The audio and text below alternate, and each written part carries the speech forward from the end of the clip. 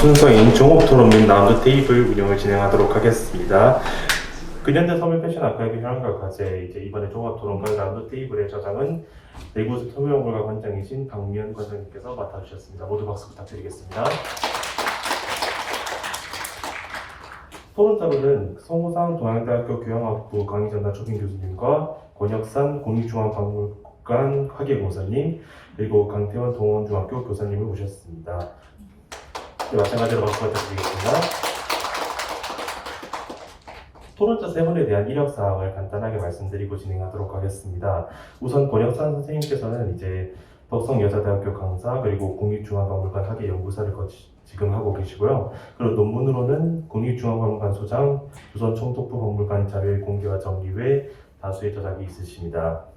그리고 강태원 선생님 같은 경우에는 이제 현재는 동원중학교 교사시고 논문으로는 일본에서 역사부정, 그 비판과 수업 실천, 저서로는 조선통신사 그리고 조선통신사 읽기를 따라서의 다수 저작이 있으십니다. 마지막으로 송호상 선생님 같은 경우에는 이제 계명대학교 인문학교 외래교수 그리고 동양대학교 교양학부 강의정단 초빙 교수를 현재 역임하고 계시고요. 논문으로는 1946년 시오형대과 민주주의, 저서로는 대구 경북기 이해 등 다양한 저서 있으십니다. 네, 그러면 오늘의 저장이신 박미연 관장님을 시작으로 해서 이제 종합 토론 및 라운드 테이블을 운영하도록 하겠습니다. 네, 잘 부탁드리겠습니다. 저는 박미연입니다. 지금 코로나19로 굉장히 그 상황도 위중하고 한데 많은 분이 참석해 주셔서 너무 반갑게 감사하게 생각드립니다. 저희가 생각했던 것보다 열띤 그 토론들을 발표들을 해주시고 그리고 많은 분들이 참석을 해주셔서 굉장히 감사드립니다.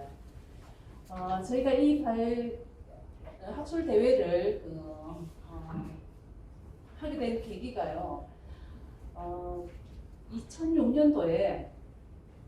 2016년도에 박동준 그 기념사업부에서 박동준 선생님이 지금은 퇴임을 하셨지만은 나오는 거 맞습니까? 네. 그분의 의상을 그 전 작품을 저희가 다 기증을 받았습니다. 점수로는 한 600여 점, 683점 정도가 됐고요. 그리고 그 이후에 타계하시고 난 뒤에 2020년도에 그 의상은 그 이전에 저희가 그 기증을 다 받았고 그 이후에 각종 패턴들이라든지 소품이라든지 각종 그 관련 자료들 이런 것들을 작업 노트까지 해서 동영상 기록물들 이런 것들을 거의 한 그 5,800여 점, 거의 한 6,000점 가까이 기증을 받았습니다. 그렇게 기증을 받고 나니까 그런 것들이 지역의 중요한 디자이너분들로서 그게 또 일괄 소장을 하게 되면은 그것도 굉장히 중요한 가치가 가지고 있는 거거든요. 근데 그런 자료를 저희가 일단 수정고에 들어가면은 저희 자체도 파악이 안 됩니다. 그리고 각각의 옷, 각각의 패턴, 그 각각의 영상물 이런 것들이 각각의 기록이 돼 있고 저희가 만약에 그걸 등록을 한다고 하더라도 한 점 한 점에 대한 것들 자료 파악 정도 크기가 어떤 일수가 언제 됐고 이런 정도밖에 안 됩니다. 근데 사실은 그 아카이브라고 하면은 그 활용이 목적이거든요. 이걸 어떻게 활용을 할 것인가. 그 수정고에 들어갔고 패턴이 무슨 패턴인지를 모릅니다 저희가. 그걸 굉장히 그 파악을 하는 거라든지 기록을 하는 일조차도 굉장히 오랜 시간이 걸리고 많은 투자가 있어야 될 것 같고 그렇지만 그거를 활용을 하기 위해서는 요즘 기술을 이용해갖고 아카이브화를 시키고 디지털화를 시키고 그거를 그 일반인들한테 이용을 할 수 있게끔 사실 아카이브의 목적은 이용 가치성입니다.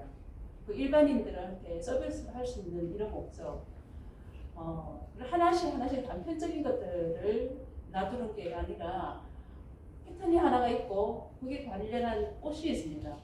옷이 있고 의상이 있고 그때 그 옷을 입고 패션쇼를 했던 영상 기록물들이 있습니다.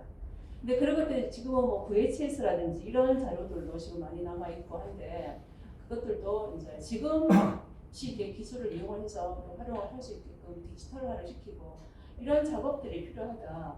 그리고 또 이게 더 활용도를 더 가치 있게 하기 위해 가지고는 그분 한 분만이 아니라 굉장히 지금 그거를 지금 이 수장고에 있으면 누가 그걸 보겠습니까? 그걸 활용할 수 있도록 입체적으로 보여주는 게 굉장히 중요하거든요. 그렇게 볼 수 있는 거는 활용을 할 수 있고 전시로도 할 수 있고 체험할 수도 있고 이런 거는 일반인들, 뭐 연구자들뿐만이 아니라 그냥 일반인들 누구나든지 쉽게 접근을 해서 할 수 있는 이런 게 필요한데 우선은 거기서 저희가 지금 출발을 했습니다. 그렇게 하게끔 그리고 이게 그 자료가 방대해야지 또 많아야지 그걸 가치를 더 활용을 할 수 있게 됩니다. 한 분뿐만이 아니라 우리나라에서 중요한 의미를 가진 그 소장 디자이너 분들 아니겠습니까? 그런 분들의 자료들도 같이 하면은 더 활용도 가치가 높아질 거라는 생각을 했고요. 그리고 두 번째는 그 연구 목적입니다. 저희가 전시도 하고 체험 교육도 하고 박물관에서 그런 것들을 하는데 이게 토대가 되는 거는 연구입니다. 굉장히 박물관에 계시는 선생님들도 다 공감을 하시겠지만은 전시라는 것은 연구의 결과물이거든요.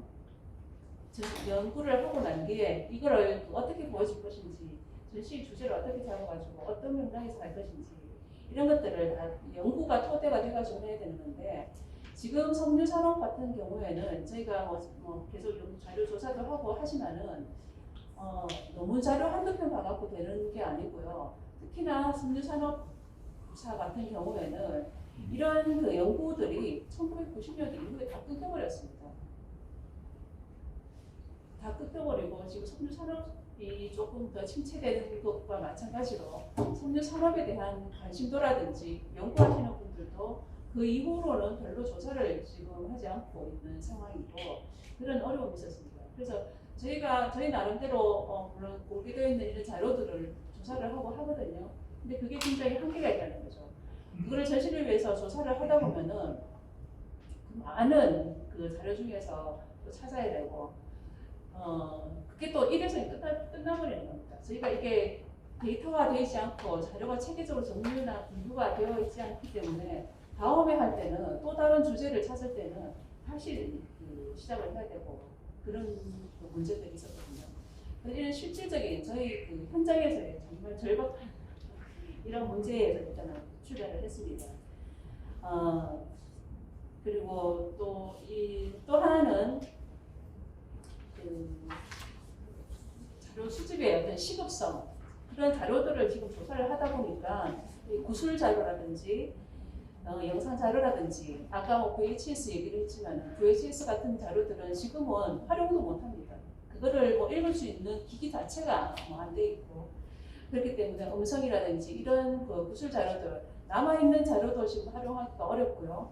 그리고 그분들이 지금 많이 돌아가시는 분들도 있고 연세들에 연로하신 분들도 있고 그리고 중간중간에 우리 특히나 대구는 그런 분들이 굉장히 많습니다. 성노와 관련된 분들 한 달이 끝나면 전부 다 우리 집 누구가 누구가 성주를 했고 공장에 다녔고 이런 분들입니다.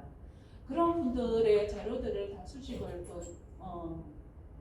구술 자료들을 수집을 하고 이런 것들도 필요하다고 생각을 했고요. 그러니까 그런 시급히 해야 되는 것들을 우선적으로 해서 해야 되는 문제들 그리고 또 하나는 개인 소장 자료들입니다. 저희가 이런저런 자료를 조사를 하다 보면은 개인 소장문 저희가 공공기관에 있는 것 같은 경우에는 어떻게 해서든 저희가 접근을 할 수가 있고 자료를 이용을 할 수도 있고 하는데 개인 소장 자료라든지 공공기관 공적인 기관 아닌 데서 갖고 있는 이런 자료들도 있거든요. 그러니까 그런 것들은 저희가 굉장히 접근하기가 어렵고 굉장히 중요한 자료임에도 불구하고 이런 것들도 좀 수집을 해서 데이터화를 시켜야 되는 그런 필요성을 느꼈습니다. 그리고 또 하나는 자료를 조사를 이렇게 하다 보니까 이 실제적인 데이터, 실증적인 사료가 아닌 것들을 가지고 이렇게 한번 논문을 쓰게 되면은 그게 계속 이어지는 경우가 많았습니다. 오늘 아까 발표하시는데도 내용을 보니까 한 가지 오류된 내용이 있던데 그게 그 다음 분들도 그 내용을 그렇게 쓰시고 그 다음 분은 또 그렇게 쓰시더라고요. 그래서 어떤 실질적인 데이터가 필요하다 그런 생각을 했었습니다. 그러니까 이게 잘못된 오류들을 계속 연결이 되는 게 아니라 그걸 또 나중 되면 굳어지게 됩니다. 그걸 다시 한번 바로잡기는 굉장히 힘들거든요. 그런 목적에서 저희가 그 디지털 아카이브가 굉장히 필요하다는 그 현장에서의 어떤 필요성 이런 것들을 아카이브의 중요성 이런 것들을 많이 느꼈습니다. 그리고 이런 것들이 지금 저희가 고민을 해봤을 때 우리 박물관에서 특히 우리 섬유박물관에서 그러면 어느 정도 범위에서 할 것인지 저희가 특히나 저희 박물관에서 개성은 근대 이후의 섬유와 패션 이거를 전부 다 다루고 있는 이런 박물관입니다. 그냥 섬유와 패션이라고 하면은 너무나 방대하거든요. 너무나 방대하기 때문에 그러면은 지금 그 시기적으로 시급한 거 먼저 우리 박물관에서 어떤 것들을 해야 될 것인가 이런 것들을 우선 순위를 정해가지고 하게 되고 그 이후에 자료들을 할 수 있는 것들은 어떤 그런 공간을 할 수 있는 확장성을 열어놓고 추가를 한다든지 업데이트를 한다든지 이런 방법 논적을 갖다가 같이 의논을 할 수 있는 그런 자리가 됐으면 좋겠다는 생각에서 저희가 이런 자리를 한번 마련을 했고요.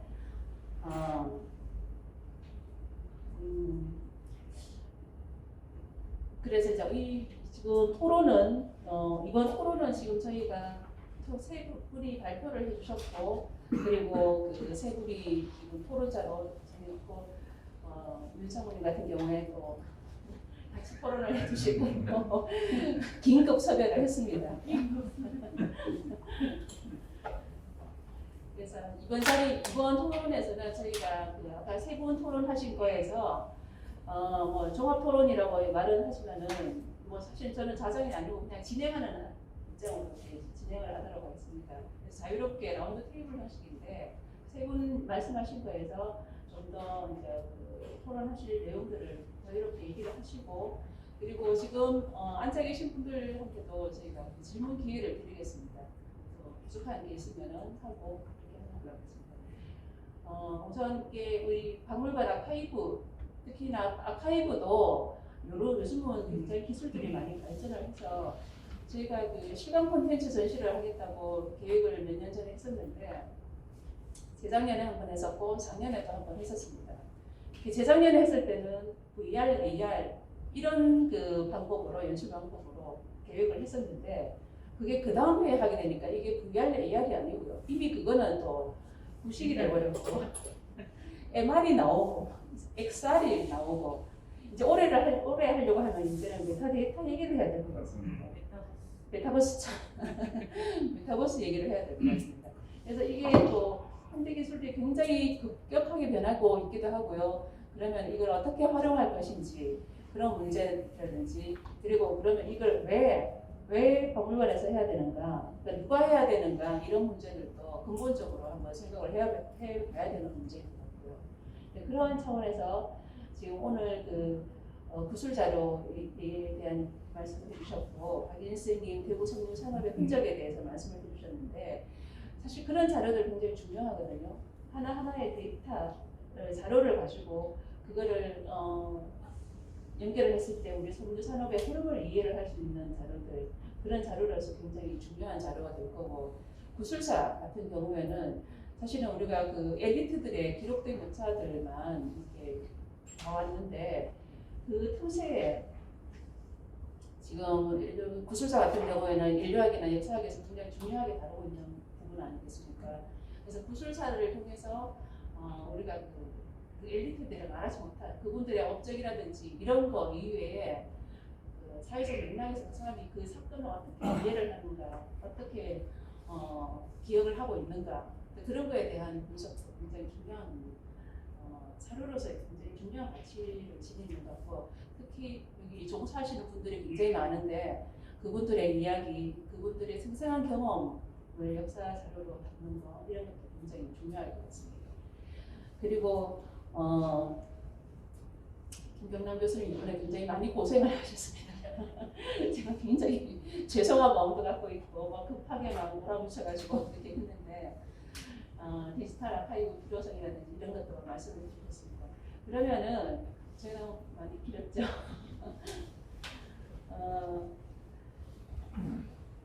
우선 그러면은 그 섬유 산업의 흔적 뭐 주제를 없이 그냥 같이 얘기를 한번 해볼까요? 네. 예. 이분들 저희가 자리에 모시기가 굉장히 어려웠습니다. 아까 말씀드렸듯이 섬유 산업을 연구를 하시는 분은 지금 요즘 굉장히 많지 않거든요.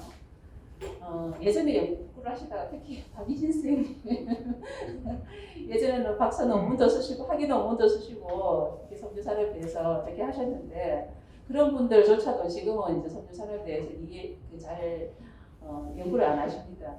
그래서 지금 얼마 몇 분 안 되시는 연구자들 그리고 근현대 섬유 산업에 대해서 굉장히 관심을 가지고 자료 수집도 하고 계시는 이런 분들로 지금 저희가 이 자리에 발표와 토론을 하게 됐습니다.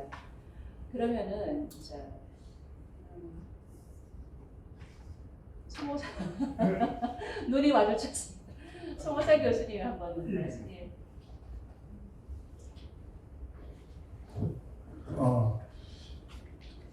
반갑습니다. 송호상이라고 합니다.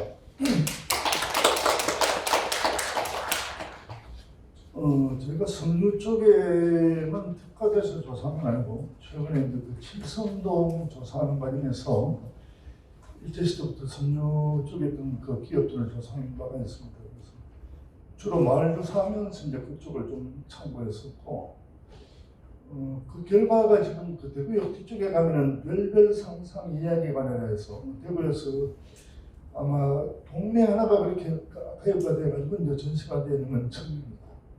3개월 동안 좀 규모가 작은 게 있긴 한데 그런 작업을 주로 해왔습니다. 그 인연 때문에 저한테 연락이 와서 이렇게 토론을 맡게 되었습니다. 너무 많은 이야기들을 하셔가지고 좀 머리가 아픈데 그 전체적인 소감에서는 되게 이제 섬유 패션이 주전된 섬유에 집중된 것으로 느껴지고 그다음에 섬유 가운데서도 주로 산업에 집중된 듯한 느낌입니다. 섬유가 가지고 있는 특수한 어떤 그 소재라든지 뭐 생산 과정이라든지 유통이라든지 그런 어떤 세밀한 부분들은 되게 다음 기회에 하실지 모르겠지만 그런 부분들이 좀 빠져 있고 그리고 전반적으로 대구 섬유 산업을 두 분이 이제 이야기를 하시는데 그 박희진 쌤하고 김경남 쌤 두 분이 이야기하셨는데 두 분 이야기도 좀 관점이 좀 다른 것 같기도 하고 왜 대구의 섬유 산업이 이렇게 발전되어졌는가 특히 전근대에서 근현대로 넘어오는 그 과정의 설명들이 좀 이제 좀 이게 발전을 미리 받았으면 제가 과거에 공부한 걸 좀 떠올려가지고 토론을 한번 하고 싶은 마음은 있었습니다만 정말 제가 관련 계획이 잘 없어가지고 일본과 이른바 미면 교환 체제라고 하는 그 속에서 지역의 면방 예산이 그렇게 험하게 무너졌는가 그게 시점이 좀 제가 알고 있는 것하고는 좀 차이가 있는데 뭐 다음 기회에 한번 또 좀 말씀 드릴 기회가 있으면 좋겠습니다. 그 박희진 쌤 발표에서는 되게 이제 기업가 중심으로 말씀을 하시면서 흔적의 자료들이 국가기록원 등등을 이야기하시는데 그 김경남 쌤도 소개했지만 국가기록원뿐 아니고 국사편찬위원회에도 자료가 많습니다. 그리고 이게 한국사 데이터베이스라고 해가지고 이미 그 디지털화되어 있습니다. 그래서 누구나 키워드만 집어넣으면 자료 수집이 가능한 상태고 국가기록원은 원본이 저장되어 있고 한국사 데이터베이스는 자료가 한글로 번역된 것도 상당히 많습니다. 그리고 이제 국사편찬위원회 전자서류가 되어 있고 그래서 그 각각의 어떤 그 소장된 기관의 특징들을 같이 한번 이야기해 주시면 접근하는 사람들이 이걸 활용할 때 자료 소장체의 특징들을 같이 한번 이야기하시면 좀 다음 단계에 활용하기에 좋지 않겠는가 하는 것들. 그 다음에 그 연관 자료도 저희들도 많이 조사합니다. 근데 그게 한계가 있습니다. 이게 그 당시 연감이라고 하는 것이 발로 뛰는 게 아니고 보고를 받아가지고 작성을 합니다. 어느 기관이나 신문사든 간에 누가 그 해당 업체가 보고하면 보고된 자료를 그대로 실어버리거든요. 그 과정에 간혹 이렇게 오류가 확인된 적이 있습니다. 그래서 이게 다른 자료들과 교차 검증을 하지 않으면 그 사실관계에서 좀 문제가 될 수 있지 않겠는가 하는 그런 그 조심스럽게 그런 말씀도 드려보고 그다음에 광고는 그 신문 자료가 오히려 훨씬 더 풍부하죠. 이렇게 이제 그 일제 시대는 일본 신분들에서 대거 기업들 광고하기도 하고 해방 이후에 남성 영대라든지 매일신문 영남일보등에서도 이렇게 기업 광고들이 많았어요. 그건 작은 기업들이 많겠죠. 그래서 이제 그 영감은 되게 이제 주로 지금도 영감은 돈 내는 사람이 주로 그 작성되지 않습니까? 그 신문은 또 약간 어떤 광고비가 좀 단가가 사니까 좀 더 보편성이나 또 그 확장성에서 좀 더 그런 활용도가 있었다 합니다. 그 외에도 대구 상공시가전도라고 있습니다. 그 당시에 보면은 지도에 기업체 이름을 다 꼼꼼히 적었습니다. 물론 위치가 약간 다르기도 합니다만은 54년도가 있고 62년도가 있었다. 그중에 이제 그 외에도 몇 가지가 있긴 합니다.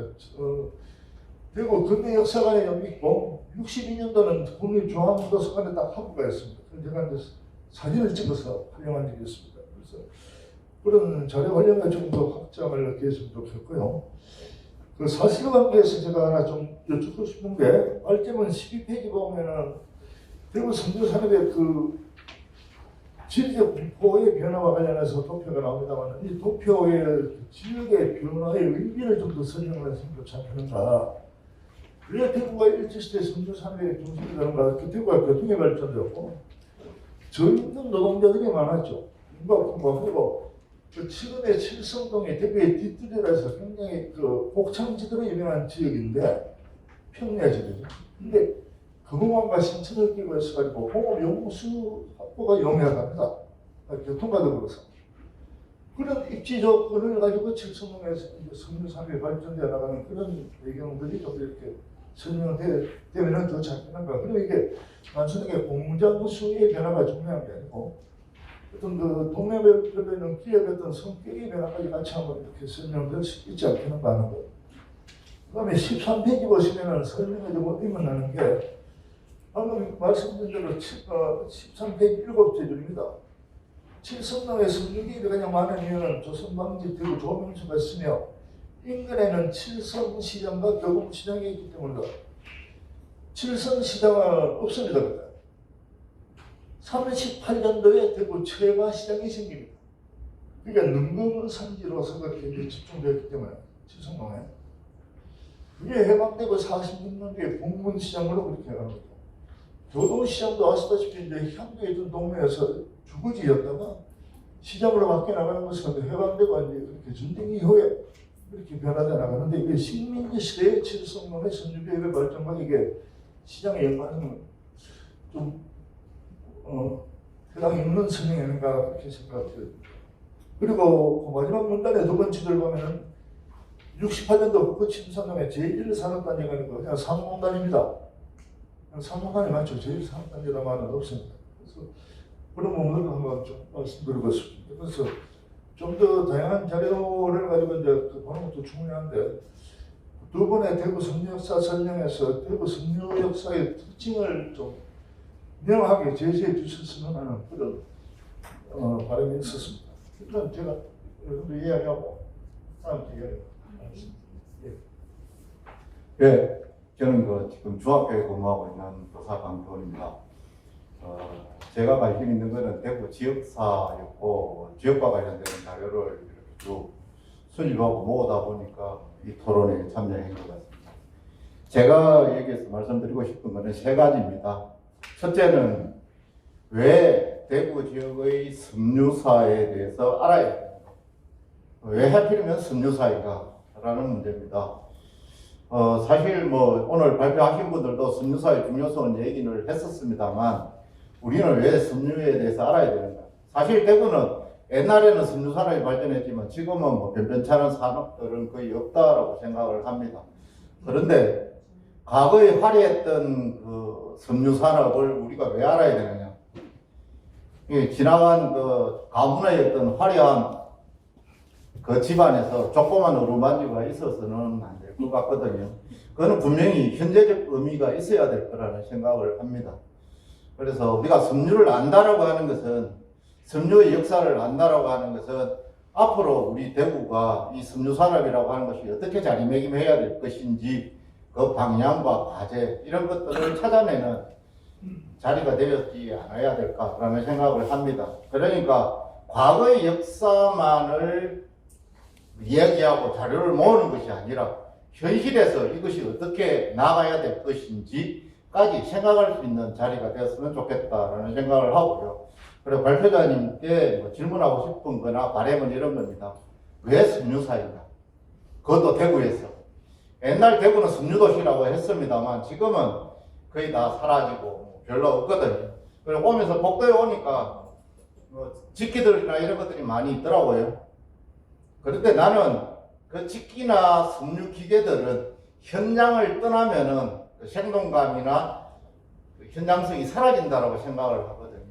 근데 지금 우리가 학교에서 뭐 옛날 대구가 섬유로 유명했단다라고 얘기를 하면은 섬유 공장이라든지 당시의 모습을 보여줄 수 있는 시설이나 공장이나 박물관은 있지만 이거는 뜯어본 거고요. 당시의 삶의 모습들, 공장의 모습을 보여줄 수 있는 곳이 한 군데도 없어요. 그냥 지나간 옛 과거일 뿐입니다. 이래갖고는 실제로 아이들에게 어떻게 우리 섬유가 유명하고 앞으로 섬유가 어떻게 나가야 된다라든지 그 다음에 뭐 답사를 간다든지 이럴 때 어떻게 교육을 할 수 있겠느냐라는 생각이 들거든요. 그래서 나는 최소한 그 영광이 있다면은 그 자리, 그 당시의 모습을 복원해서 보여줄 수 있는 그런 박물관 시설이 하나 있었으면 좋겠다라는 생각을 합니다. 두 번째로는 섬유의 역사 내용, 무엇을 알아야 되는가라는 문제입니다. 아까도 뭐 구술사 하시는 분도 그렇고 아카이브 하는 분도 그렇고 또 그 다음에 뭐 정부 기록 보존소에 있는 자료들도 많이 얘기를 하셨는데 이 중에서 섬유의 역사라고 하면 여러 가지가 많이 있잖아요. 노동운동사적인 관점에서 바라볼 수도 있겠고 기업가적인 관점에서 바라볼 수도 있겠고 또 그 다음에 개별 기업체에 있던 역사로 바라볼 수 있겠고요. 그 다음에 섬유공업을 이루어왔던 그 주체들에 대해서도 얘기할 수 있겠고요. 공장 내의 노동 과정, 생산 과정 이것을 보여줄 수 있는 그런 어떤 자료라든지 이런 것들도 많이 모으고 조사를 해야 되겠고요. 그 다음에 또 하나는 대구 지역 같은 경우에는 원료를 공급하고 그 다음에 생산하고 유통하고 이런 것들이 구체적으로 어떻게 연관을 가지고 있으면서 이것이 대구 지역사회에서 어떤 의미를 가지는지 그 다음에 한국 전체에서 어떤 의미를 가지는지 그 다음에 또 하나 더 나아가서는 대구가 왜 옛날은 섬유산업이 화려했는데 지금에는 이렇게 쇠퇴할 수밖에 없었느냐 그거는 어쩔 수 없는 거냐 아니면 우리가 그게 효과적으로 대응해 나가면서 새로운 패션을 아까 얘기를 했습니다만 그런 문화를 만들어 나가지 못한 것은 왜일까? 이런 것들에 대한 반성적 성찰이 필요하다고 생각하거든요. 이탈리아 밀라노를 많이 얘기를 합니다만 아마 거기도 마찬가지일 거라고 생각을 하거든요. 우리 서울은 왜 그렇게 변화하면서 시대의 변화에 맞춰서 적극적으로 대응하지 못하고 하나의 그 사라져간 옛 영감만 노래하고 있을까? 이런 것들을 한번 반성적으로 성찰해야 되는데요.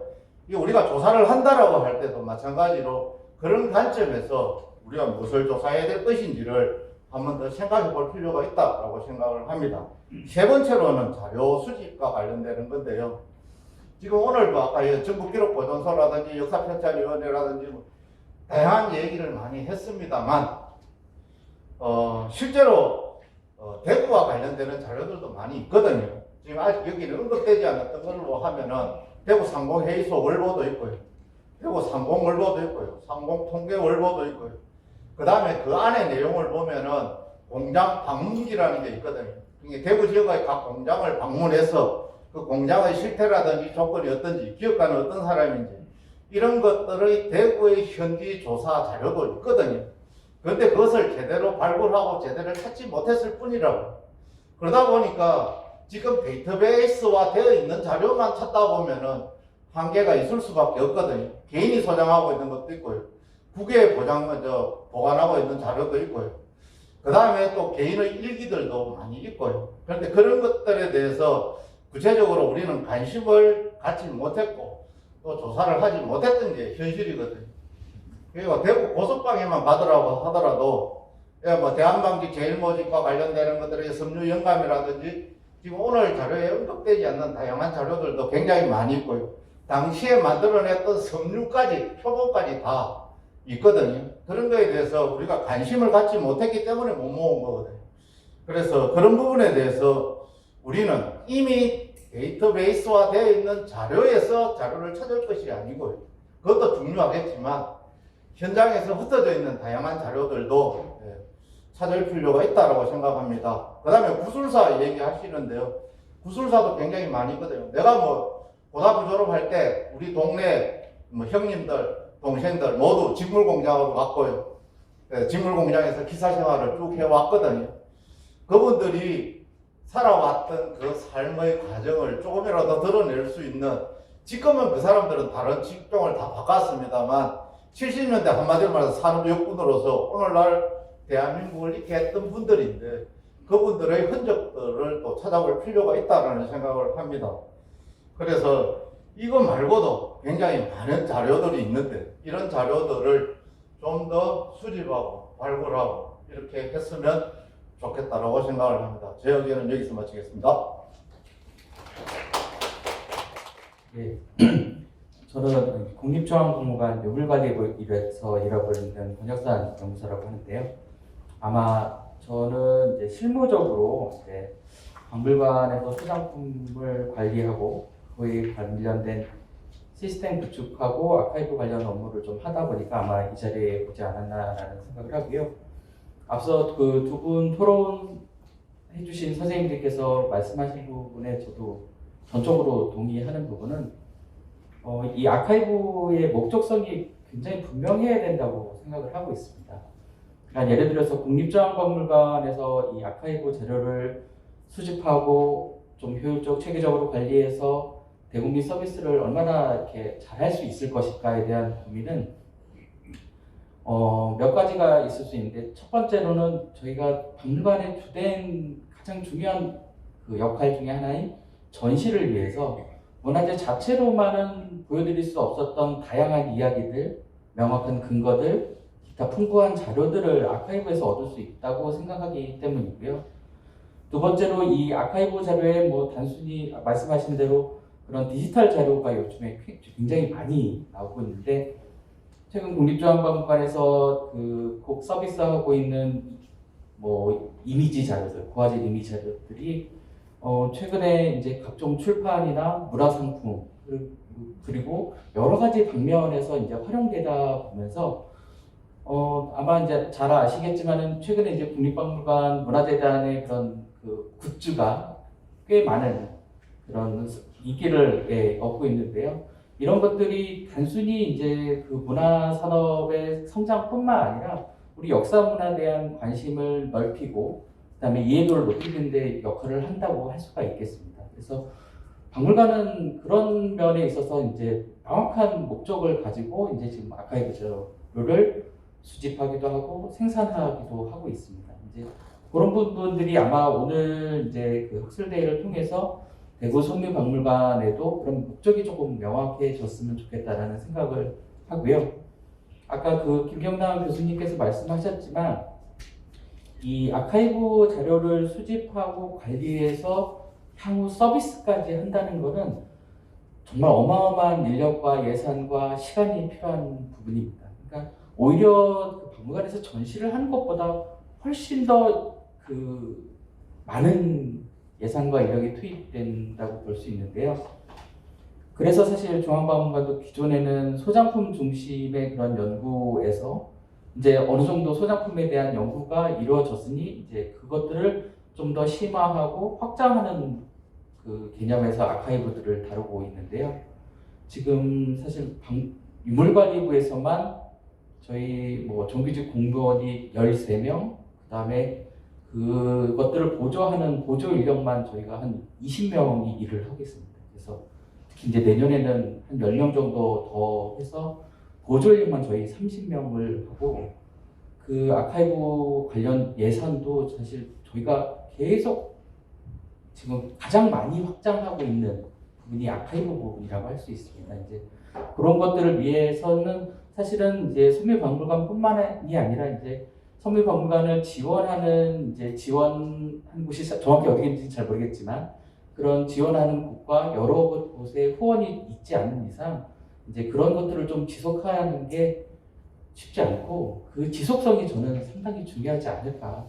일단은 그렇고 아마 이제 그 지금 오늘 발표하신 내용 중에서라도 사실 어려운 점이 굉장히 많을 것으로 저희가 예측을 합니다. 왜냐면 저희도 똑같이 그런 부분을 느꼈기 때문에 아주 간단한 예로 이제 근대 박물관들의 가장 큰 어려움이 소장품과 아카이브를 구분하는 부분입니다. 아마 지금 아까 그 대구 서밀박물관의 소장품 체계를 보더라도 이게 과연 아카이브 자료인가 소장품인가라는 그런 어려움이 분명히 있을 거고요.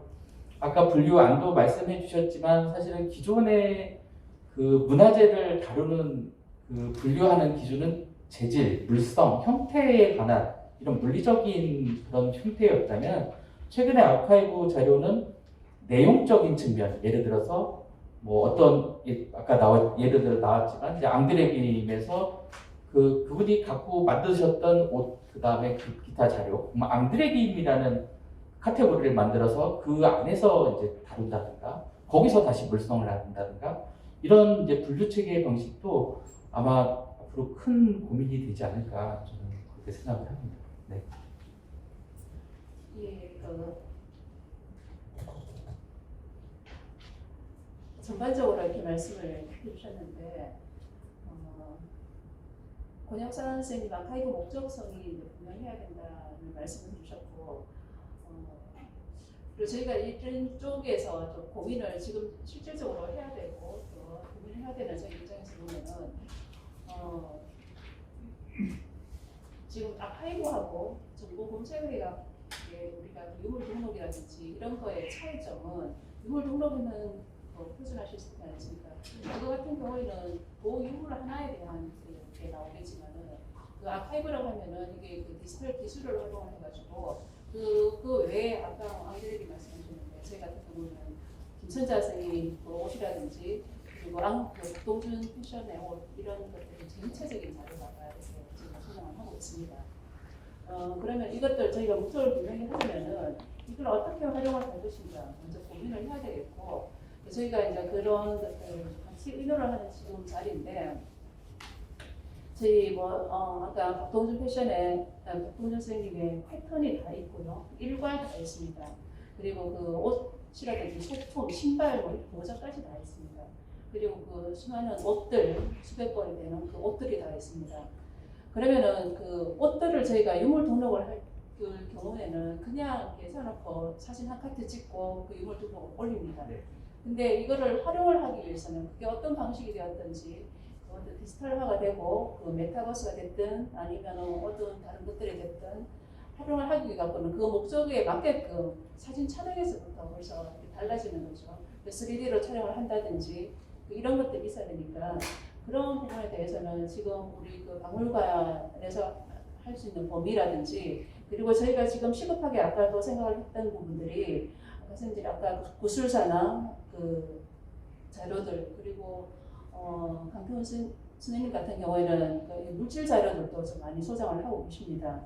그리고 아까 뭐 지도 같은 경우는 저희가 이번에 특별전을 하면서 전시도 한번 했었는데 사실 그런 거 구하기도 굉장히 힘들었거든요. 지금은 남아있지 않고 그런 자료들까지 이렇게 해서 아까 그 박동준 패션 같은 경우에는 박동준의 옷이 아니라 그 어느 옷을 같이 일반인들이 활용을 할 수 있게끔 그걸 한번 입어볼 수도 있고 직접 입어보지는 못하잖아요.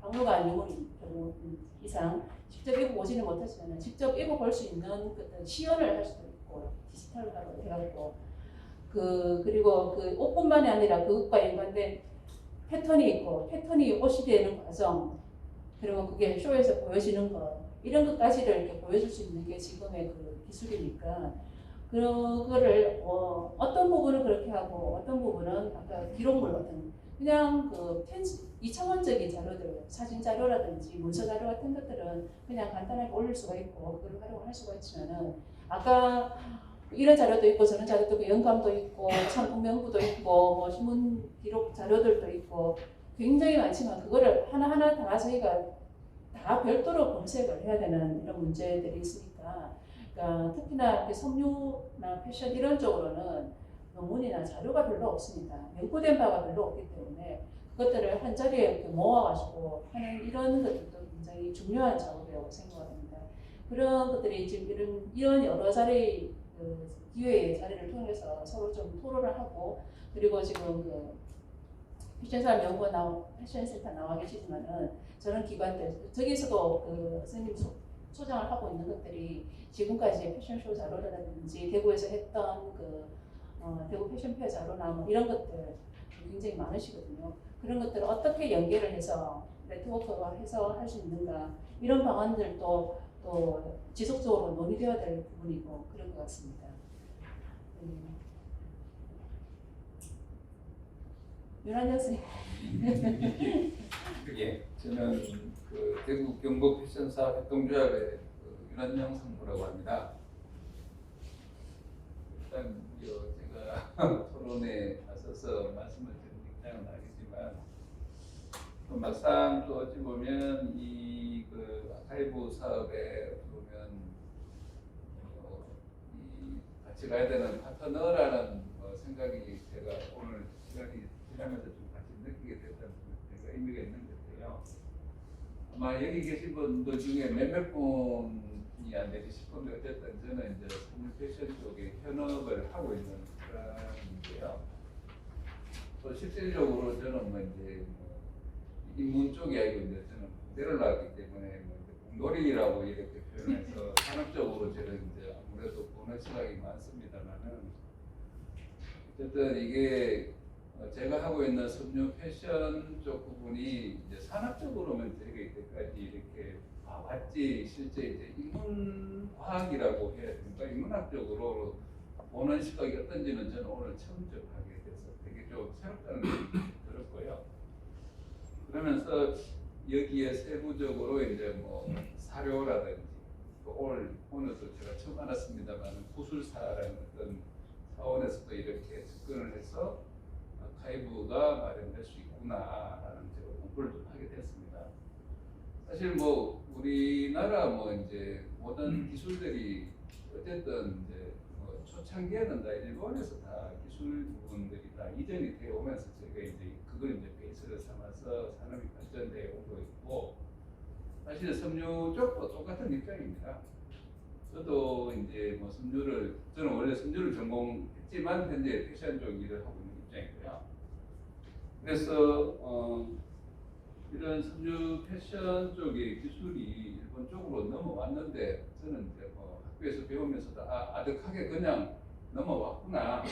그래서 일본어를 공부를 하면 좀 도움이 되겠네라는 생각에서 제가 일부러 공부를 한 적도 있습니다만은 오늘 또 이제 이 앞에 교수님께서도 이런 과정이 있어서 이렇게 대구에 이제 섬유 공장이라든지 엽색 공장이 만들어졌다라고 하니까 그렇겠구나.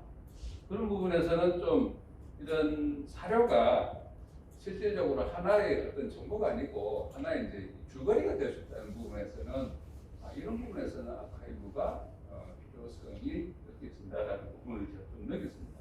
실제 또 그게 또 가슴이 좀 와닿았고요.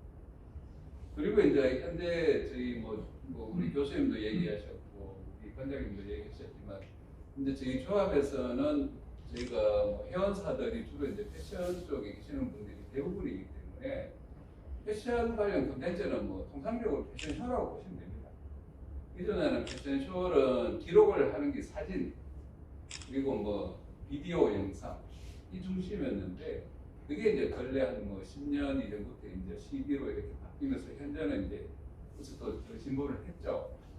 사실 저희가 뭐 기록은 제가 한 건 아닙니다만은 전임자들께서 다 기록을 유지를 해 오셨는데 사실 이 기록물들이 너무 많다 보니까 사실은 저희가 이게 솔직하게 말씀드리면 애물단지 사항이 될 수 있어서 좀 걱정이었어요. 또 이거를 어떻게 또 체계적으로 이렇게 체계화할 건지 부분도 걱정이었고 그러다 보니까 이게 또 양도 적지 않으니까 이거를 참 쉽게 손을 대기가 어렵고 또 뭐 사료상으로도 의미는 있다고 저는 생각을 해요.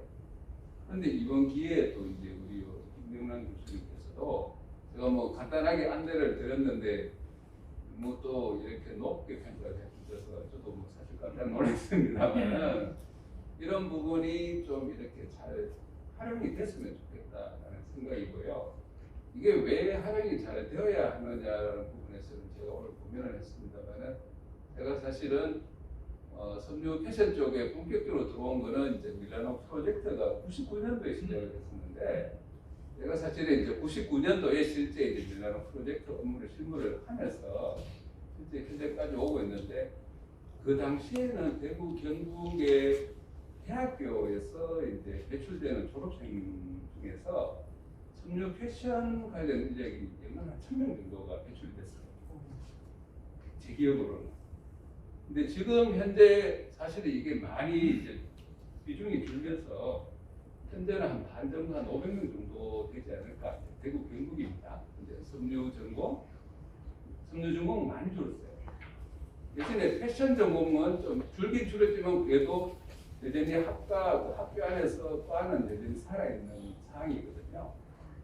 그래서 어쨌든 현재는 연간 한 500명 정도의 이제 졸업생들이 배출되는 상황이고 이런 친구들한테 어찌 보면 이런 그 스토리를 좀 제대로 인식해 줄 수 있는 그런 계기가 이런 아카이브가 될 수 있겠다라는 생각이고요. 특히 또 이제 패션 쪽에 졸업생들이 많기 때문에 저희들이 갖고 있는 이 자료가 빨리 또 이제 재탄생을 좀 해서 이렇게 좀 이 친구들한테 나름의 직업의식이라든지 어떤 사회적 활동하시는 분 명분을 만드는데 좀 도움이 됐으면 좋겠다. 그리고 또 어쨌든 대구가 섬유 패션 도시라고 얘기를 많이 하는데 실제는 하는데 현재는 그게 별로 와닿지는 않습니다. 근데 그런 부분에서는 이게 대구를 좀 알릴 수 있는 하나의 콘텐츠로 좀 접근을 하면 참 좋겠다라는 생각이 들더라고요. 그래서 그런 부분에서는 어쨌든 이런 아카이브 사업이 좀 저는 기술적으로는 현재 여기서는 얘기할 부분은 아니라고 생각하고 어떤 개혁적인 측면에서는 좀 어떤 우리가 왜 이걸 해야 되는지 어떻게 이걸 활용할 건지에 대한 부분에 좀 고민을 좀 많이 할 수 있는 자리가 됐으면 좋겠다는 생각이 좀 듭니다. 우리 관장님께서 아카이브는 목적이 활용이라고 얘기를 하셨는데 저는 그게 참 정답이라고 생각을 해요. 이게 활용을 위해서 이게 어떤 하나의 그 사전 단계나 절차라고 저는 생각을 하고 있고 이게 또 결코 짧게 해서 끝날 부분은 아니겠지만 어쨌든 대구의 어떤 정체성을 가져가는 데 있어서는 반드시 필요한 부분이라고 저는 생각하고 있고요. 그래서 이런 아카이브 프로젝트를 시에서 이렇게 또 지원을 하는지 아니면 또 우리 중앙박물관의 선생님도 와 계시지만 도와주실 수 있는 부분이 있는지 모르겠지만 그런 부분에서 대구의 또 특성을 좀 잘 이해해 주셔서 이게 하나의 또 대구의 중요한 콘텐츠가 될 수 있고 이게 또 우리나라의 또 중요한 콘텐츠가 될 수 있도록 관심이라든지 지원이라든지 이런 걸 해주시면 참 감사하다라고 제가 좀 말씀을 드리고 싶습니다. 어쨌든 저는 빨리 저희가 갖고 있는 사료가 빨리 탄생돼서 멋있게 보여주기를 기대하겠습니다. 잘 마치겠습니다. 짧게 한 말씀을 드렸습니다. 방금 활용에 관해서 이야기가 나와가지고 어제 이제 제가 개인적으로 섬유 관련 학과 은퇴 교수님을 만났습니다. 그래서 이제 방금 이야기 나온 그 사항도 이제 설명도 하셨는데 활용의 가장 중요한 부분 중에 하나가 이제 이게 용어에 관한 그 사전과 같은 게 필요하지 않은가. 생산 현장을 다큐로 찍는데 PD하고 이게 이해가 안 되는 그 중간에 누군가 통역을 해야 된다고 이야기를 하는 거죠. 현장의 용어는 전부 일본어 처분되어 있고 변형된. 그 다음에 이제 해방 이후에 미국 쪽과의 그래서 미국의 영화도 섞여 들게 되고. 그다음에 지금 용어들과 또 좀 다른 그런 면들이 많기 때문에 이런 활용의 측면을 좀 더 높이기 위해서는 그런 섬유 관련 용어와 관련된 어떤 그 정밀감 필요하다는 거 그렇게 전달해서 이야기해서 제가 말씀드립니다. 시간이 좀 많이 지났습니다. 발표하신 것도 잠깐 한마디씩 하시고 그리고 또 앉아 계시는 분들 질문을 하실 게 있으면은 생각해 주시다가 한 번씩 질문을 하실 기회를 드리겠습니다. 예. 아까 말씀하신 것 중에 첫 번째 칠성동 이야기는 예, 맞습니다. 제가 잘 몰라서 실수를 예, 죄송하다고 말씀드리겠습니다. 그 다음에 두 번째는 다른 자료는 아까 뭐 황미영 관장님 말씀하셨다시피 사실은 자료는 찾으면 얼마든지 많이 찾을 수 있습니다. 그 다음에는 이제 그건 다 불구하고는 돈과 시간이 필요한 자리지 않습니까? 그래서 그 돈과 시간을 누가 확보를 하고 또 누가 그만큼 시간을 투입해서 할 용의가 있도록 동기부여를 해줄 건가가 문제인데 현실적으로 뭐 아마 쉽지 않은 게 사실입니다. 그래서 현재 가능한 부분에서 가장 효율적으로 하는 게 맞지 않을까 이렇게 생각합니다. 그래서 저희들이 뭐 이야기하는 게 이게 다다, 이게 뭐다 그게 아니라 현재 뭐 저희들이 사실 주어진 예산에서 할 수 있는 것들 그거를 하는 게 뭐 우선이다 이걸 그렇게 생각을 합니다. 그리고 좀 송혜상 선생님 말씀하신 여러 기존에 있는 자료들 같은 것들을 결합해서 우리가 이 새로운 사업만이 아니라 기존에 있는 자료와 결합하는 그런 작업들이 중요성 같은 것들을 공감합니다. 그리고 선생님 말씀하셨던 어떤 그 총체적인 유물을 떼어와서 하는 것이 아니라 총체적인 현장의 모습을 보여줄 수 있는 그런 전시와 교육과 이런 부분들이 중요한 말씀이신 것 같고 사실은 이게 근현대 산업문화유산 또는 현대 산업문화유산이라는 걸 지향해서 우리가 작업을 지금부터 그런 제도가 없지만 그거를 우리가 앞으로 만들 각오를 하고 만들 준비를 시작한다라고 하는 생각으로 임해야 되지 않을까라는 생각이 들고 그런 과정에서 말씀하셨던 것 같은 그런 총체적인 그런 그 현장의 모습을 정확하게 가지고 있는 것들을 확보해 나가는 그런 작업들 중요하다는 생각이 들었습니다.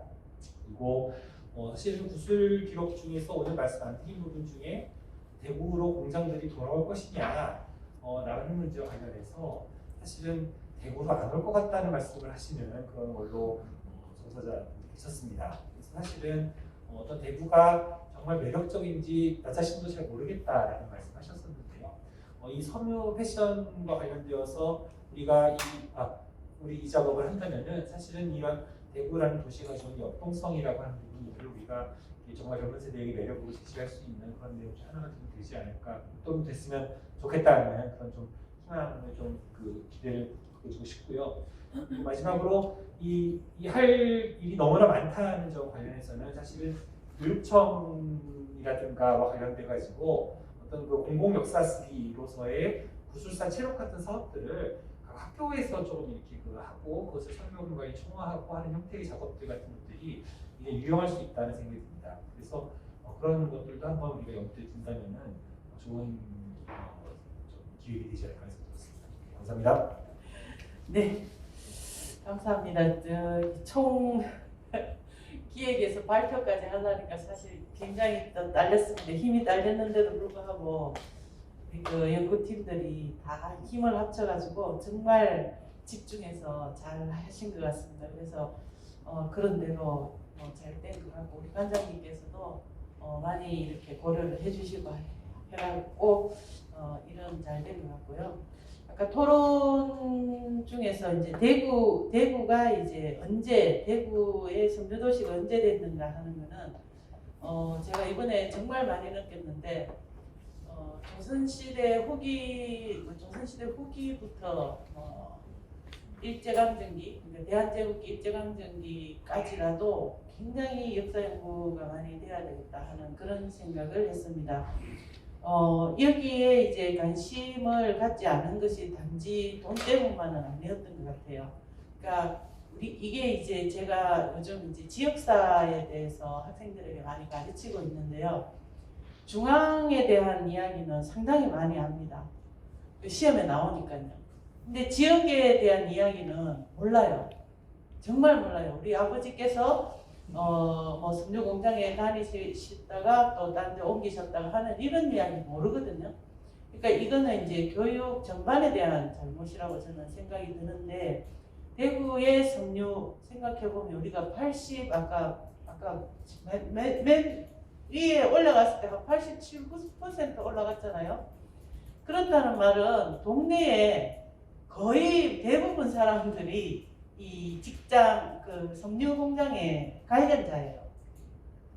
그만큼 이제 대구가 섬유 도시였는데 지금은 이제 옛날 일이 되었다고 이야기하지만 실제로 이제 그거를 좀 아까 우리 강태원 선생님께서 말씀하셨다시피 이렇게 내 삶 속에서 어떻게 이걸 정체성을 찾아 나가고 하는 이런 부분으로 좀 승화를 시켜야 되지 않나 그런 생각이 좀 많이 들었거든요. 그 이제 우리가 이제 학문적으로 접근하고 뭐 이런 부분은 또 그거는 또 별도 부분이고 또 박물관에 전시하는 부분도 또 그 전문가들이 다 합니다. 그런데 이걸 찾는 소비자층이 왜 이걸 찾느냐, 뭐 때문에 찾느냐. 옛날에 대구가 뭐 대구 패션 도시였다, 대구 섬유 도시였다. 이게 지금 현재에 와서 무슨 의미가 있냐 이거죠. 그랬을 때 역시 지역사로 다시 돌아갈 수밖에 없는 것 같아요. 그래서 우리가 우리 지역을 사랑하고 사실 뭐 제가 여기 우리 대구를 이제 사랑하지만 또 내가 대전에 가면 또 대전을 또 사랑할 수 있잖아요. 그 자기가 살고 있는 삶의 현장을 그냥 사랑하는 거고 그걸 위해서 이제 역사를 하는 것 같은데, 예를 들어서 국립역사민속박물관이라고 일본에 가면 그 도시 에도 시대 자체를 그대로 복원을 해놨습니다. 지금 그게 한 20년 정도 된 걸로 알고 있는데 그 20년 동안 계속 해요. 이유는 뭐냐 하면은 너무 돈이 많이 들어서 그래요. 못 바꾼다 그러더라고요. 근데 어쨌든 우리 이제 대구 섬유박물관도 그런 공간을 좀 만들어주는 게 좋겠다 그런 생각이 듭니다. 감사합니다. 아까 계속 대구가 언제 섬유 도시가 됐는가 그거는 저는 확실하게 말씀드릴 수 있는 거는 50년대라고 생각합니다. 그 이전에는 그렇지 않습니다. 그 다음에 조선 시대 때도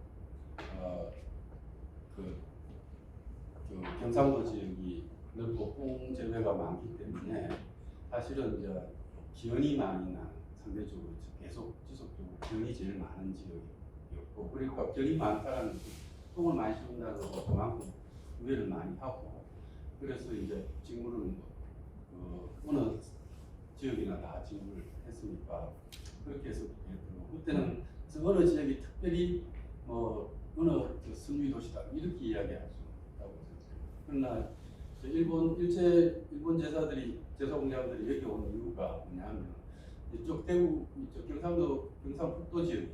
경상북도 지역에 제일 장종이 많기 때문에 다른 이유가 없습니다.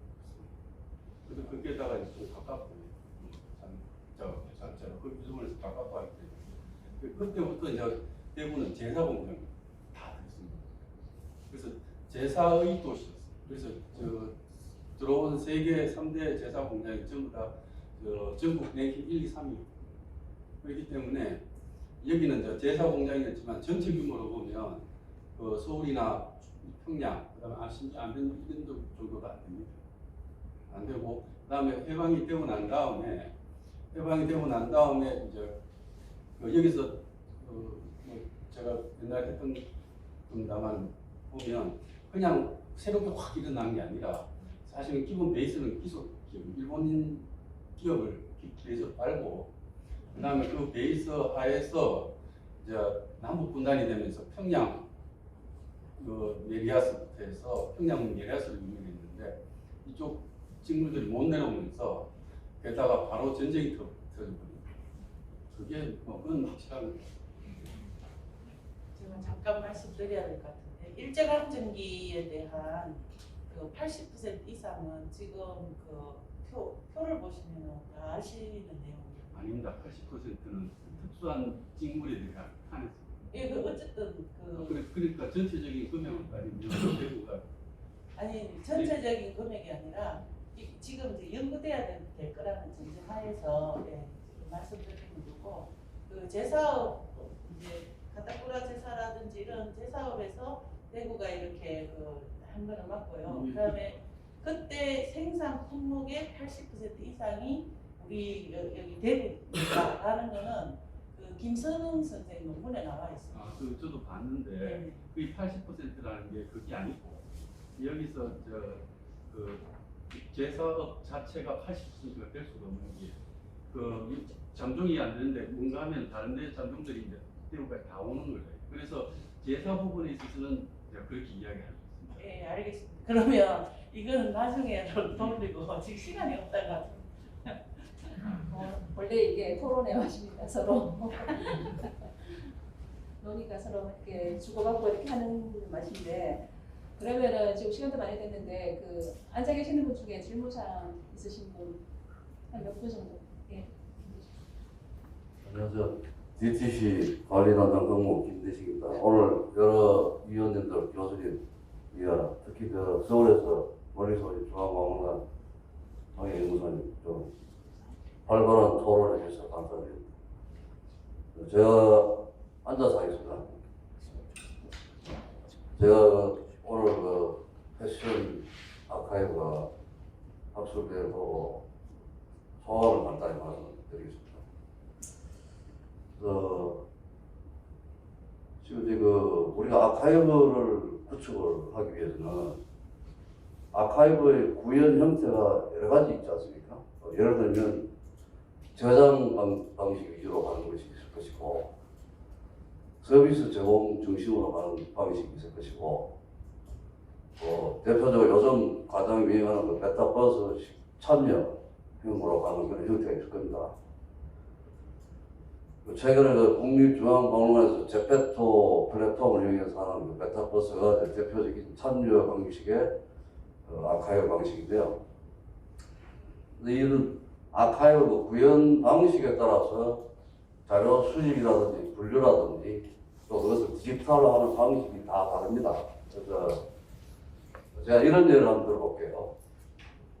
집을 하나 짓는다고 칩시다. 그러면 몇 평에다가 대지 몇 평에다가 건평 몇 평짜리 집을 지을 것이며 집의 주거 형태로 거주 형태냐 아니면 원룸에서 임대사업 형태냐 아니면 상업용 시설을 지어서 할 것이냐 이런 것이 이제 먼저 정해지고 틀이 먼저 정해지고 거기에 예를 들어서 인테리어를 어떻게 할 것인가 집 구조를 어떻게 할 것인가 세부적인 내용 다음에 따라야 돼야 되는 그런 부분이라고 생각합니다. 그래서 지금 우리 섬유박물관 아카이브를 시작하면서 가장 중요한 점은 누구한테 서비스할 것인가 이 디지털 아카이브를 구축하는 목적이 무엇인가 이런 부분이 먼저 명확하게 수반이 되고 그 뒤에 여러 자료조사라든지 선유산업사라든지 이런 부분들이 차후에 자료 수집 차원에서 필요한 것이 아닌가 이런 이야기고 그래서 일단은 집을 어떻게 지을 것인가 그런 초기 하드 프레임 부분이 먼저 좀 결정이 돼야 된다고 생각합니다. 두 번째는 물론 이제 지금 중앙박물관처럼 참여형으로 가는 형태도 있겠지만은 아까 말씀하신 지나간 과거 선유사 이런 거는 필연적으로 또 저장 방식으로 기록형으로 할 수밖에 없는 그런 형태도 있을 것이다만은 지금 아까 지적하셨지만 자료 중에 칩승시장 용어가 잘못됐다 이런 그런 부분들을 이제 기록형 아카이브더라도 최근에 위키디피아식으로 누구든지 접근해서 집단 지성으로 언제든지 가감 수정이 가능하도록 열린 아카이브 자료가 되어야 됩니다. 그 어떤 종이 자료를 PDF 파일로 떠서 그걸 아카이브 해봤자 세월이 지나면 그것도 구시대용이 되고 계속 업데이트되고 누군가 계속 첨삭을 해야 되는데 그걸 누가 할 것이냐 말이죠. 유지 보수는 그런 부분도 좀 생각을 하셔야 될 것 같고, 그다음에 자료 중에는 지금 그 대구 경북 지역에 지금 제가 알기로는 섬유업계 그 직물 용량만 하면 한 3,200개 정도 되는 거라고 했는데, 지금 경북 쪽이 오히려 그 비중이 큽니다. 그 생산 양이라든지 매출액이라든지 섬유 개수라든지, 특히나 이제 구이 쪽은 원사 메이커, 사제조 대형 업체들 위주로 있기 때문에 지금 자료 조사하는 것이 굳이 왜 대구에 국한해서야 되는가? 그러니까 대구 경북은 같이 갑니다. 직물업계에 관해서는. 그래서 지금 단체도 대경 식물조합, 대경 섬유사회라고 이렇게 같이 가는 거기 때문에 대구만 이렇게 따로 해서 조사 연구하는 것보다는 경북 지역을 아울러서 같이 조사하는 게 더 효율적인 자료가 되지 않을까 이렇게 생각합니다. 이상입니다. 예, 안녕하십니까. 저는 남철호라고 합니다. 세 분 발표자 선생님, 세 분 토론자 선생님 얘기 잘 들었습니다. 특히 강준 선생님 얘기 잘 들었습니다. 저는 그 질문이라기보다는 오늘 보니까 질문하고 이렇게 하는 게 아니니까 앞에 DS점처럼 소감을 한 말씀 드리겠습니다. 먼저 두 분 의견도 다른데 제가 최근에 진주 실크와 관련해서 논문을 쓴 적이 있습니다. 아직까지 심사 중이어서. 근데 거기에 사실하고는 다른 게 꽤 많아요. 그래서 처음 말씀드리고 싶은 거는 전체 한국 섬유 패션 업계의 경향이 어땠는가, 고대부터 현대까지 2021년까지. 예, 제가 알고 있기로는 섬유 패션 산업은 전체 섬유 패션 산업하고 대구 진주가 같이 갔어요.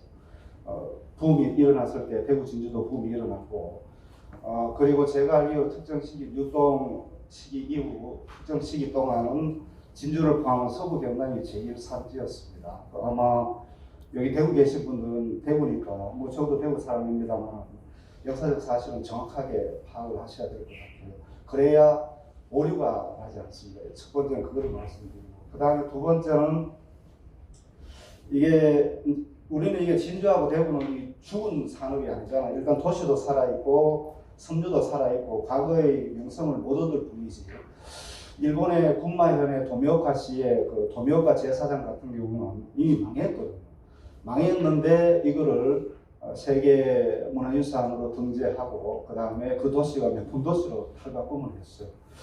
그래서 이게 전체 주제는 아카이브의 현황과 과제인데 결국은 섬유 산업을 어떻게 할 것이고 이 섬유 박물관이 어떻게 살아갈 것인가 이거하고 연계가 되어 있기 때문에 마을 만들기라든가 도시 재생이라든가 이런 것과 연계하지 않으면 절대로 살아남을 수가 없어요. 그래서 그런 방향에서 같이 지혜를 모으고 그 다음에 지속적으로 토론을 하고 거기에 어떤 결과물을 끌어낸다면 대구가 과거의 섬유 명품 도시를 거듭날 수 있을 것입니다. 아마 제가 논문에서 제시한 게 있어서 그건 진주 문제여서 굉장한 어떤 그런 걸 갖고 있거든요. 이게 특화하면서 고부가 가치 상품을 생산하면서 대구의 최고의 브랜드로 만들 수 있는 방법이 있는데 그런 것들은 이제 시간하고 돈이 드니까 그리고 계속 어렵다고만 얘기하잖아요. 현장에 계신 분들 저도 진주에도 그렇고 진주에는 실크 연구원이 있고 실크 밸리가 있고 이분들 다 인터뷰를 하고 만나봤는데 무조건 힘들대요. 그리고 돈만 요구를 하고 대구도 상황이 비슷하거든요. 그래서 같이 살 수 있고 대구가 살 수 있는 그런 방안에서 접근해야 이 섬유박물관도 살고 섬유 패션 산업도 살고 대구 시민이 살 수 있다고 저는 그렇게 생각합니다. 이상입니다.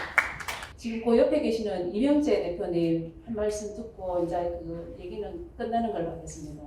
이번 사업의 그 IT적인 기술적인 측면을 좀 담당했던 파스원의 이명재 대표라고 합니다. 제가 이제 한 20년 가까이 이제 디지털 아카이브 넓게 봐서는 다 아카이브인데 공공기관에 쓰는 기록관리 시스템을 비롯해서 5.18 국제 부담운동 최근에 이제 것들을 했는데요. 저는 이제 개발자입니다. 소프트웨어 개발자고 어떻게 보면 아카이브를 활용하고 보존하는 도구를 만드는 사람인데 어떻게 전시할 거냐, 어떤 기술을 써서 디지털 아카이브를 전시할 거냐, 보존할 거냐, 이런 문제는 솔직히 제가 소프트웨어 개발자라서 그런지 모르지만 굉장히 좀 명확한 답이 있습니다. 비교해 보면 되거든요, 현재 기술을. 근데 아카이브를 구축하면서 가장 어려운 부분은 이 아카이브를 보여줄 데이터가 있느냐, 어떤 데이터를 가지고 있느냐가 가장 중요합니다. 저희 입장에서는. 근데 이 데이터가 된다는 것은 지금 쭉 말씀하신 연구의 결과물들이거든요. 근데 어떤 결과물이 나와서 어떤 데이터를 구성할지는 솔직히 굉장히 어려운 과정에 있는 일이거든요. 그리고 이런 데이터들이 지금 말씀하셨던 방향성과 전혀 다른 결과물이 나와서 아카이브를 이렇게 전시하겠다라고 계획했지만 실제로 갖지 못하는 사례도 굉장히 많습니다. 자료의 부실성도 있고 실제로 조사해보니 그 내용이 아닌 경우도 되게 많고요. 이제 이런 부분들이 굉장히 디지털 아카이브 구축하면서 어려운 부분들인데요. 여러분들이 말씀하신 대로 방향성, 어떤 거를 지향할 거냐, 어떤 아카이브들을 수집하고 보존하고 전시할 거냐, 이런 방향성들의 어떤 명확한 것들이 좀 먼저 돼야지만 디지털 아카이브를 좀 성공적으로 구축하지 않을까라고 하는 개발자로서의 어떤 소감을 좀 말씀드리고 싶었습니다. 네, 지금까지 장시간 굉장히 단시간 주시고 고생들 많이 했습니다. 감사드립니다. 오늘 토론 발표 결과에 또 많은 지적들을 좀 해주시고 의견들을 얘기를 해주셨는데, 우선 아카이브라고 하면은 특히 박물관에서의 아카이브라고 하면은 말씀해주신 것대로 우선은 아카이브의 정체성이 이용자들한테 확인이 돼야 된다는 겁니다. 그리고 이 아카이브가 공익적으로 활용이 될 수 있어야 된다는 건데, 지금 오늘 또한 과제에는 지금 우리 대구에는 특히나 섬유 기관들도 많습니다. 섬유 박물관도 있고, 섬유 패션 센터도 있고, 연구원도 있고, 섬유개발연구원이라든지 다이텍이라든지 이런 많은 또 연구기관이 다행히 많습니다. 그리고 저희가 앞으로의 과제는 이런 기관들하고 섬유와 관련된 기관들, 그리고 학교, 그리고 오늘은 역사나 유학 하시는 경제사 하시는 분들 이렇게 모인 자리가 됐지만은 그분들의 의견도 오늘 같은 의견들은 또 산업 분야, 다이텍이나 섬유개발연구원이나 이런 데서 했던 연구 결과들하고는 또 다른 내용들이거든, 또 다른 관점이 있고, 그래서 오늘은 그런 것들을 또 많은 과제를 안고 이걸 진짜 어떻게 우리가 추진을 해 나가야 될 것인가, 이 방법이라든지, 그리고 왜 해야 되는가, 누가 해야 되는가, 이런 원론적인 것을 다시 한번 고민을 하게 되고, 그리고 또 다른 연구기관들하고의 어떤 협업 체계라든지 이런 것들을 같이 계속 지속적으로 교류를 하고 이런 자리가 되겠다 하는 또 저희가 또 고민을 안고 마치게 되는 것 같습니다. 예, 장시간 굉장히 감사드리고, 그리고 이번을 계기로 지금이 시작입니다. 이런 또 토론을 하게 되고 담론들이 나오게 되고, 그리고 이렇게 또 한 자리에 연구자들이 모일 수 있는 기회가 잘 없었습니다. 이 기회로 연구자들이 결집을 하게 되고 또 박희진 쌤처럼 다시 한번 섬유 연구를 시작하게 되는 계기가 되기를, 오늘은 그런 데서 의의를 찾고 마치도록 하겠습니다. 감사합니다.